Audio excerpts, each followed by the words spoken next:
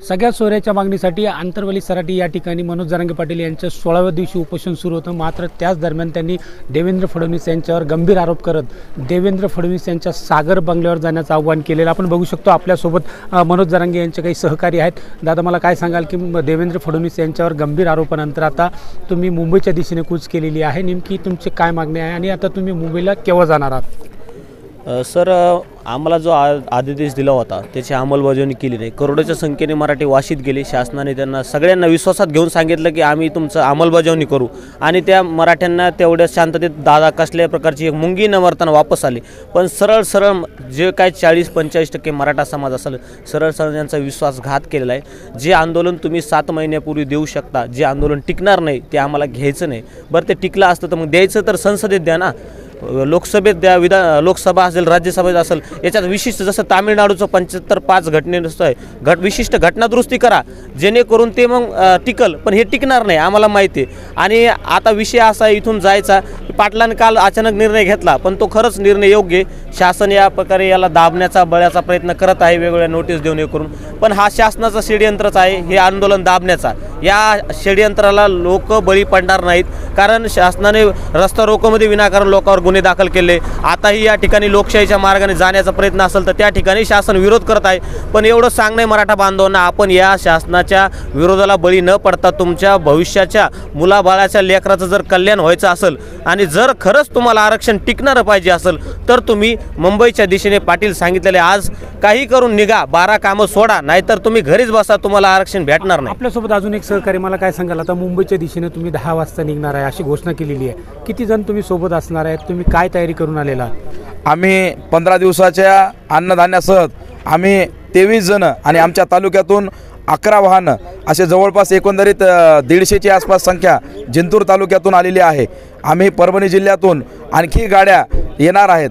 तरी जरांगे पाटलांचा आदेश हा सर्व मराठ्यांसाठी आहे, कारण की मराठ्यांच्या आरक्षणाच्या हक्काची लढाई मनोजदादा जरांगे पाटील हे लढत आहेत आणि महाराष्ट्र सरकारने या मराठा समाजाला वेळ काढूपणा आणि ग्राह्य धरलेला आहे। एकीकडे मराठा समाजाला आरक्षण देण्याचा अध्यादेश दाखवला जातो आणि गुलाल उधळण्याचं आमच्या मराठ्यांना हे सांगितलं जातं। मात्र त्यानंतर ती अधिवेशन एक दिवसीय बोलून देवेंद्र फडणवीस सारख्या, अजित पवार सारख्या याचा कुठंतरी आम्हाला पानं पुसलेली आहेत आणि देवेंद्र फडणवीसने नागपूरला जाऊन ओबीसीला सांगितलं, ओबीसी समाजाच्या नेत्यांना जाऊन भेटले आणि त्यांचा सत्कार स्वीकारला आणि त्यांना म्हणले की तुमच्या ओबीसी समाजाच्या आम्ही आरक्षणाला कुठलाही धक्का न लागू देता दिलेला शब्द मी पाळलाय, म्हणून मराठ्यांच्या तोंडाला पानं पुसलीत। याच्यामुळे त्यांनी सत्कार स्वीकारला आणि त्याच्या सोशल मीडियावर त्यांनी स्वतः पोस्ट केली। अशा नीच प्रवृत्तीच्या माणसाने आजही पोलीस प्रशासनाला ग्रह खाता हातात असल्या कारणाने त्यांनी पोलीस प्रशासनाला समोरासमोर केला आहे। देखील मराठा समाजाचं आंदोलन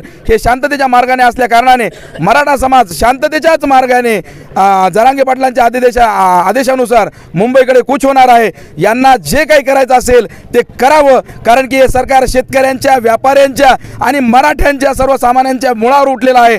ग्रह खातं हे केवळ आणि केवळ मराठ्यांच्या विरोधात वापरले जात आहे आणि जातीजातीमध्ये तेढ निर्माण करणारं हे सरकार आहे। त्यामुळे या 3 चाकी ऑटो सरकारचा मराठा समाजाच्या वतीने आम्ही जाहीर निषेध करतो आणि मुंबईकडे निश्चितच आम्ही कूच करणार आहोत। आमच्या नसेल जरी आमच्यावर गुन्हे दाखल झाले, आमच्यावर गुन्हे दाखल होऊ द्या, याच्यापूर्वी आरक्षणासाठी आमच्यावर गुन्हे दाखल झालेले आहेत, परंतु मनोजदादा जरांगे पाटलांची याची तब्येत व्यवस्थित राहिली पाहिजेत आणि आमच्यावर गुन्हे जरी दाखल झाले तर चालतील, मात्र येणाऱ्या पिढीसाठी ओबीसी प्रवर्गातून आम्हाला आरक्षण पाहिजेत आणि ते आमच्यासाठी लढवय्या म्हणून क्रांतीसूर्य मराठा आरक्षण योद्धा मनोजदादा जरांगे पाटलांच्या नेतृत्वातच होणार। आपण बघू शकतो की आता मनोज जरांगे पाटील यांच्यासोबत कार्यकर्तेही आक्रमक झालेले आहे आणि त्यांनीही मुंबईतील सागर बंगल्याकडे जाण्यासाठी तयारी दर्शवलेली आहे। निश्चितपणे 12-12:30च्या आसपास या ठिकाणून मनोज जरांगे यांच्यासह त्यांचे कार्यकर्ते भांबेरी गावातून मुंबईच्या दिशेने निघतील। लक्ष्मण सोळुंके, साम टीव्ही न्यूज, भांबेरी। देश विदेशातील प्रत्येक घडामोडींचे लाईव्ह अपडेट मिळवण्यासाठी आता साम टीव्हीच्या सर्व सोशल मीडिया प्लॅटफॉर्मला लाईक, फॉलो आणि सबस्क्राईब करा। तसंच सर्व नोटिफिकेशनसाठी बेल आयकॉन प्रेस करायला विसरू नका।